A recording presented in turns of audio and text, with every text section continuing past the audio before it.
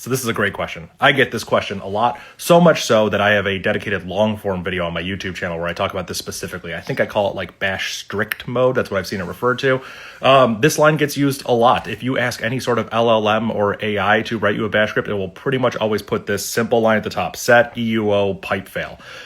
In my video, I talk about why I don't use it. If you're an absolute beginner getting started, it can help you avoid some of the really basic pitfalls.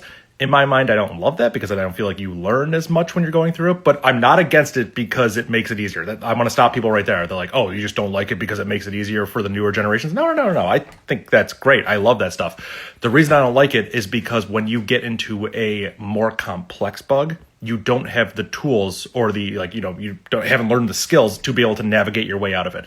So I think this line right here can help you avoid some simple bugs along the way, but when you get into a really complex one, it can fail for really weird ways that are really hard to debug. And that's what I worry about it. So like when it holds back the simple bugs, great. When you encounter a large bug, it's really, really hard to reason your way out of it. So yeah, on my long form video, I talk about it specifically. Set-EUO, set-E tells bash to exit the script after any command fails. The problem is, how do you define fail? Fail would be a non-zero return status. So sometimes you do run programs that you want to have a non-zero return status. You could do the little pipe true or something like that. There are ways around it, but it can be genuinely surprising if you're doing like math or arithmetic expression. Set -U, that's a pretty cool flag. I actually like it. It tells bash to blow up and stop executing if any variable you're referencing is unset. This could be problematic if you're looking for environmental variables and you're not checking them first. You should always check them first anyways.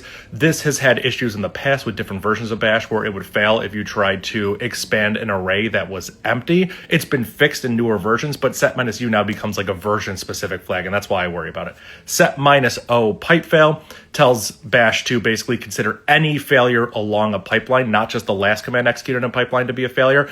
When paired with set-E, it basically means break. This can be confusing. Like if you have some command that generates a large stream and you pipe it to something like head, something that only gets the first 10 lines, head will exit after it's read 10 lines. But if that command to the left of it generates like 8,000 lines, that command will fail because suddenly head is closed, its reader is closed, and it can't write to standard out. So now it fails and you get a weird exit. You might see like exit has like 147 where it's killed with like sig pipe. I might get the number wrong there.